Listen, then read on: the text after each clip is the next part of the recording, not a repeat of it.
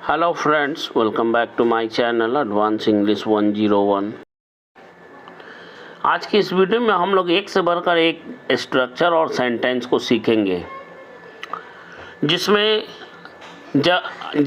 आज हम सबसे पहले सीखेंगे बोलना। जब भी हमें अपने बात में बोलना हो, एक बात बोलूं, इसके लिए हम लोग डू आई से का यूज़ करते हुए सेंटेंस को बनाना सीखेंगे। स्ट्रक्चर भी इसका यही है, डू आई से, उसके बाद हमारा कंप्लीट सेंटेंस होगा। ये है स्ट्रक्चर। पहला सेंटेंस है, एक बात बोलूं, आप जो कुछ भी कर रहे हैं इसका अंजाम बुरा होगा। तो इसके लिए हम लोग कहेंगे do I say one thing, it's consequence will be worse whatever you are doing. Bad का सेकंड फॉर्म होता है वर्स, मतलब बहुत ख़राब। कॉन्सिक्वेंस का मतलब होता है अंजाम, परिणाम, अंतफल, नतीजा। एक बात बोलूं, आपको बुरे लोगों की संगति को अब छोड़ देना चाहिए। इसके लिए हम लोग कहेंगे do I say one thing, you should leave the company of bad people because, क्योंकि this friends will not help you in your bad times, क्योंकि आपके ये दोस्त आपके बुरे समय पर काम नहीं आएंगे। यहाँ पे आपके ये दोस्त के लिए आप बोल सकते हैं this friends of yours. This friends of yours का भी आप यहाँ पे इस्तेमाल कर सकते हैं। नेक्स्ट हमारा सेंटेंस थोड़ा लंबा है लेकिन बहुत काम का है, प्रैक्टिस के लिए बहुत अच्छा है। अगर आप बुरा ना माने तो मैं एक बात बोलूँ, अपने बेटे को काबू कीजिए, नहीं तो एक दिन ऐसा भी आएगा कि आपको अपने बेटे की हरकतों की वजह से जेल भी जाना पड़ सकता है। इसके लिए हम लोग कहेंगे if you don't feel bad do I say one thing, keep your son under control और else there will come such a day in your life when you may have to go to jail because of your son's misdoings और misdeeds. एक बात बोलूं, अच्छा होगा, या फिर यूँ कहें बेहतर होगा, बात को यहीं पर ख़त्म करो। एक बात बोलूं, बात को यहीं पर ख़त्म करो। डू इट से one thing, you had better finish this matter here. एक बात बोलूं, अच्छा होगा, आज कहीं मत जाओ। Do I say one thing, you had better not go anywhere today. You had better not go anywhere today. एक बात बोलूं, बेहतर होगा अभी से कुछ मत बोलो। Do I say one thing, you had better not speak anything from now onwards.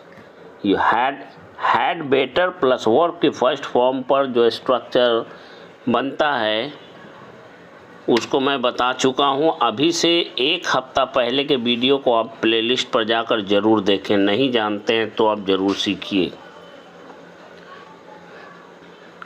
Next है, जब भी बोलना हो, कोई काम करने की उम्मीद होना, संभावना होना, इसके लिए हम लोग लाइकली टू प्लस वर्ब की फर्स्ट फॉर्म का यूज़ करते हुए सेंटेंस को बनाते हैं।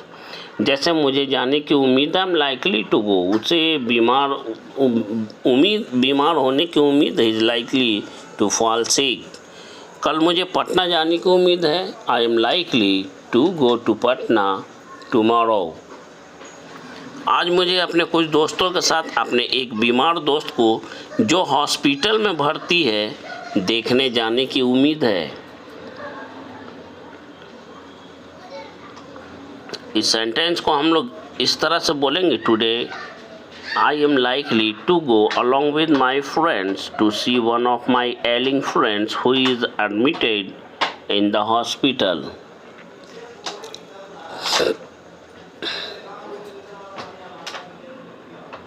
आज बारिश होने की उम्मीद है, लाइकली टू रेन का यूज़ करेंगे। लाइकली टू प्लस वर्ब की first form, today it is likely to rain.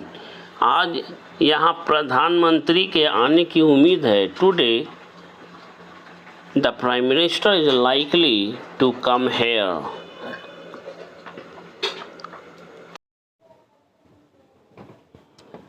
आज फ्लिपकार्ट से मेरा ऑर्डर आने की उम्मीद है।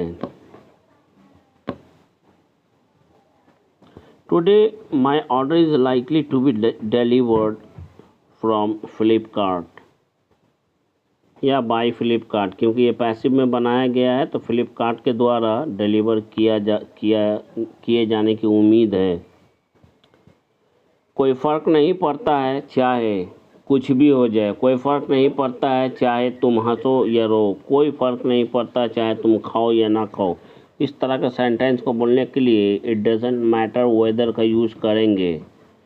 इट डजेंट मैटर टू, जैसे कि मुझे कोई फ़र्क नहीं पड़ता, it doesn't matter to me, it doesn't matter to her him, उसके बाद चाहे खाए या ना खाए उसके लिए वेदर, उसके बाद प्रेजेंट इंडेफिनिट टेंस को यूज़ करते हुए अकॉर्डिंग टू सब्जेक्ट वर्ब का यूज़ करेंगे, या तो फर्स्ट फॉर्म या तो फिफ्थ फॉर्म यानी एस और ई एस वाला, उसके बाद और का यूज़ करेंगे, उसके बाद फिर वर्ब की फर्स्ट या फिफ्थ फॉर्म का यूज़ करेंगे या फिर नॉट का यूज़ करेंगे। अगर नहीं है तो कोई फ़र्क नहीं पड़ता कि लोग मेरे बारे में क्या सोचते हैं, इट डज़ नॉट मैटर, या फिर यूँ कहें it doesn't matter what people think about me.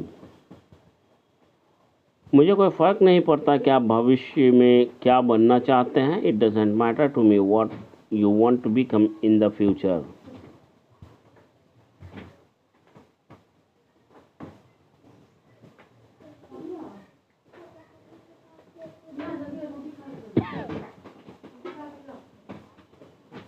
मुझे कोई फ़र्क नहीं पड़ता कि आप अपने बेटे की शादी किसके साथ करना चाहते हैं।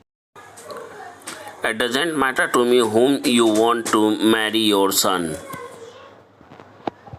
यहाँ पर with का यूज़ नहीं होगा।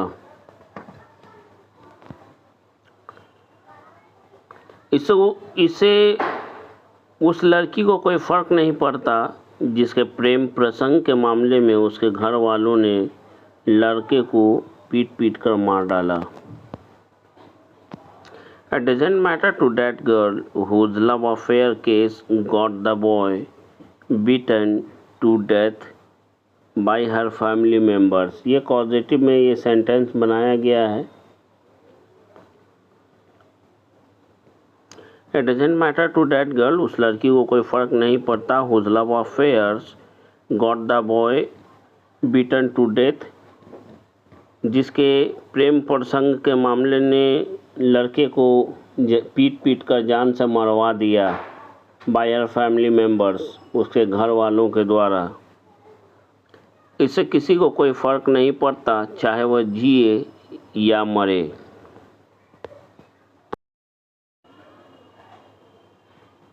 It doesn't matter to anyone whether he lives और डाइज। किसी के साथ अपना घर बसाना, इसके लिए हम लोग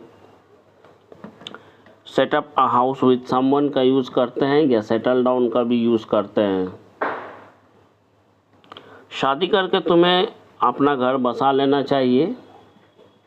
इस सेंटेंस को बोलने के लिए हम लोग कहेंगे you should also set up your house after getting married. शादी करने के बाद यानी आफ्टर गेटिंग मैरिड। उसने तो राधा से शादी करके कब का अपना घर बसा लिया।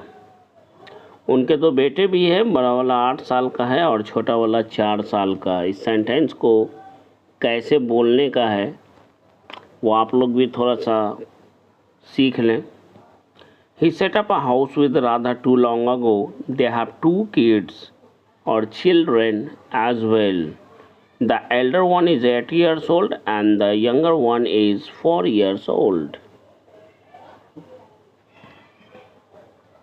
अच्छा होगा या बेहतर होगा शादी करके तुम अपना घर बसा लो। You had better set your house after getting married a girl of your choice. A girl of your choice का मतलब अपनी पसंद की लड़की से। मेरा दोस्त भी कल अपनी पसंद की लड़की के साथ शादी करके अपना घर बसाने जा रहा है, यानी कि बसाने वाला है। इसके लिए हम लोग कहेंगे my friend is also going to set up a house with a girl of his choice after getting married.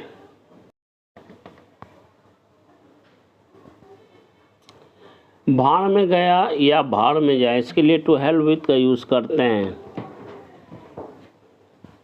जब भी बोलना है तू भाड़ में जा, वह भाड़ में जाए, इसके लिए हम लोग to hell with you, to hell with her, to hell with him, to hell with them का यूज़ करते हैं। टू हेल विद प्लस उसके बाद you, me, him, her, us, them यानी ऑब्जेक्ट का यूज़ करते हैं।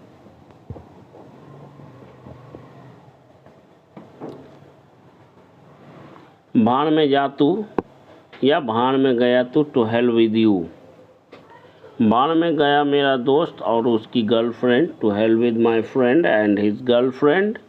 अब मेरा उसके साथ कोई लेना देना नहीं है। Now I have nothing to do with them या विद हिम। अगर सिंगल में है तो विद हिम और एक से अधिक है तो विद देम। नाउ भाड़ में गई हमारी पार्टनरशिपिंग, टू हेल विद आवर पार्टनरशिपिंग। ये गुस्से में बोला जाने वाला सेंटेंस और स्ट्रक्चर है। गुस्से की हालत में लोग बोलते हैं भाड़ में जा या भाड़ में गया। भाड़ में गया तू और तेरा काम, to hell with you and your work. नहीं करनी है अब और तेरी गुलामी, I don't want to do your slavery any more. Slavery का मतलब होता है गुलामी, स्लेव का मतलब गुलाम। नेक्स्ट है हमारा रूठे हुए को मनाना।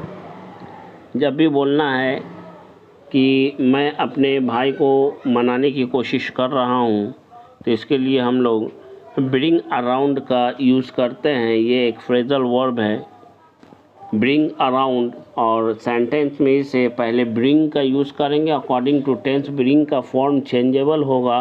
ब्रिंग बीच में ऑब्जेक्ट को डालेंगे, उसके बाद अराउंड को बोलेंगे या लिखेंगे। वह अभी भी उसे मनाने की कोशिश कर रहा है, he is still trying to bring around him या ब्रिंग हिम अराउंड, ऐसा भी बोल सकते हैं। वह पिछले 4 घंटों से उसे मनाने की कोशिश करता आ रहा है, इसके लिए हम लोग कहेंगे he has been trying to bring him around for the last 4 hours। He has been trying to bring him around for the last 4 hours। मैंने अपने पापा को मनाने की बहुत कोशिश की। I tried very hard या I tried hard या very hard, I tried very hard to bring my father around। हर बात पर रूठना उसका रोज़ का काम हो गया है, तो क्या आप उसे हर दिन मनाते रहेंगे? Getting angry has become his every day story. Will you bring him around every day?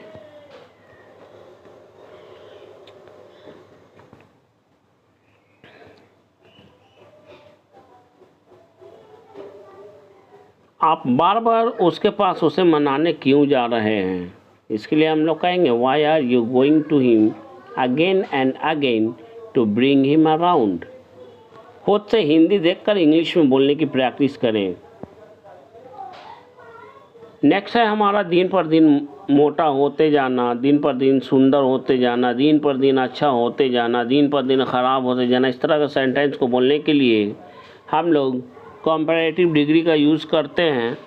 Comparative degree का मतलब होता है, ये 3 तरह का होता है। पहला पॉजिटिव डिग्री, दूसरा कॉम्पैरेटिव, तीसरा सुपरलेटिव। जैसे बोलना है गुड, गुड का सेकंड होता है यानी कॉम्पैरेटिव, बेटर यानी बेहतर, बेस्ट सबसे अच्छा। गुड मतलब अच्छा, बेटर मतलब उससे अच्छा, जो कि कॉम्पैरेटिव डिग्री है, 2 के बीच तुलना करने के काम में आता है। तो इसी कॉम्पैरेटिव डिग्री का यूज़ करने वाले हैं हम लोग स्ट्रक्चर में। स्ट्रक्चर है सबसे पहला सेंटेंस देखते हैं, मेरा बेटा दिनों दिन लंबा होता जा रहा है। इसमें हम लोग ग्रो का यूज़ करेंगे, टर्न का यूज़ कर सकते हैं, गेट का यूज़ कर सकते हैं। मेरा बेटा दिनों दिन लंबा होता जा रहा है। My son is growing taller day by day. Comparative degree से पहले गेट का, टर्न का या ग्रो का यूज़ करना है, ध्यान रखेंगे। मेरे और आपके बीच रिश्ते अच्छे या बेहतर होते जा रहे हैं। The relationship between you and me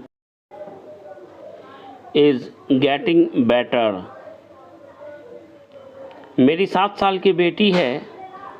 I have a 7 years old daughter या 6 years old whatever 6 years old daughter and she is growing taller day by day और दिन पर दिन वह लंबी होती जा रही है and she is growing taller day by day।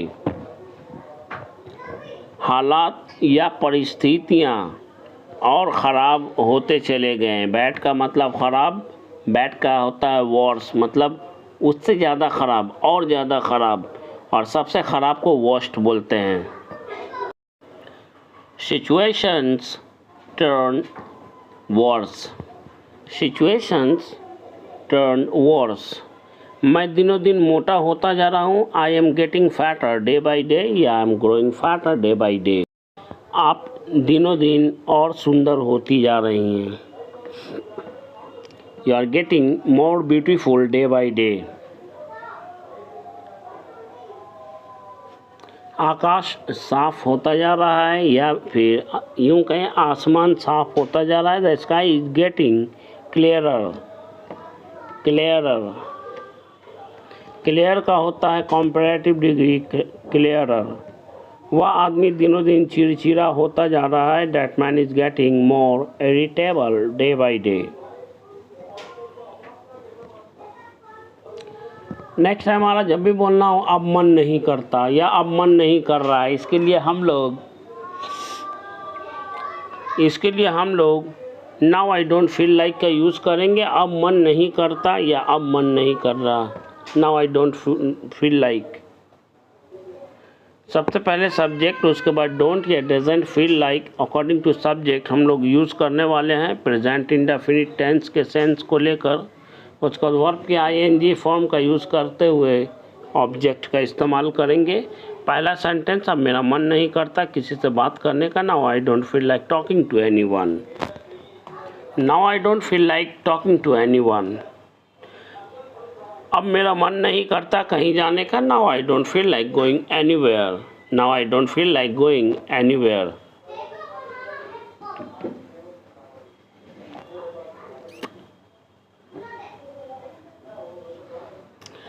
क्या तुम्हारा मन नहीं करता कहीं जाने का?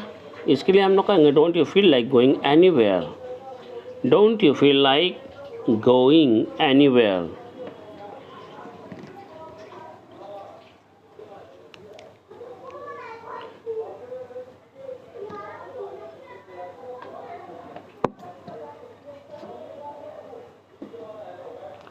क्या तुम्हारा मन नहीं करता अंग्रेजी में लोगों से बात करने का? Don't you feel like talking to people in English. Don't you feel like talking to people in English. आदत डालना, इसके लिए हम लोग डेवलप द हैबिट का यूज़ करते हैं। हालांकि इस पर तो बहुत सारे स्ट्रक्चर्स होते हैं, मैंने बहुत को अपलोड भी कर चुका हूँ मैं, लेकिन आज जो हम लोग सीखेंगे वह डेवलप द हैबिट ऑफ, हमें इंग्लिश बोलने की आदत डालनी चाहिए। We should develop the habit of speaking English. We should develop the habit of speaking English. आपको झूठ बोलने की आदत नहीं डालनी चाहिए। You should not develop the habit of lying. You should not develop the habit of lying या telling a lie.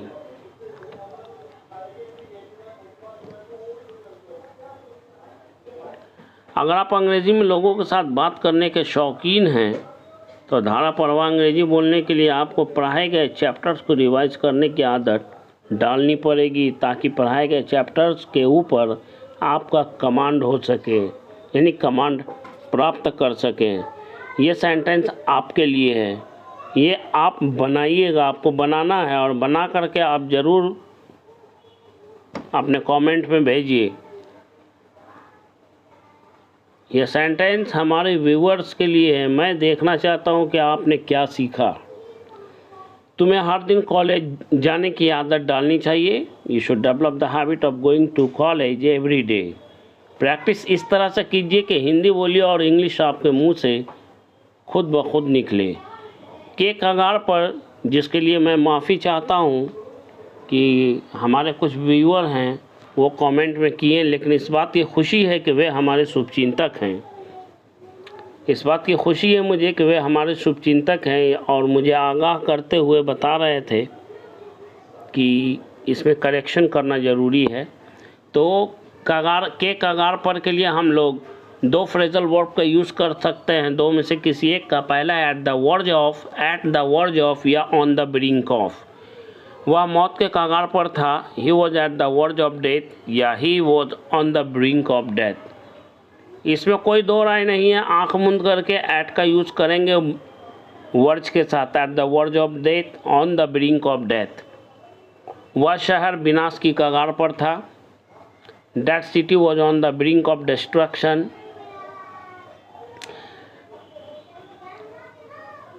Next है हमारा अपने आप ख़त्म होना, इसके लिए रन इट्स कोर्स का यूज़ करेंगे। रन इट्स कोर्स, अपने आप ख़त्म हो जाना, किसी बात का अपने आप ख़त्म हो जाना, इसके लिए रन इट्स कोर्स। बढ़ती उम्र के साथ बच्चों का डर अपने आप ख़त्म हो जाता है। इस सेंटेंस को बोलने के लिए हम लोग कहेंगे children's fear run its course with increasing as.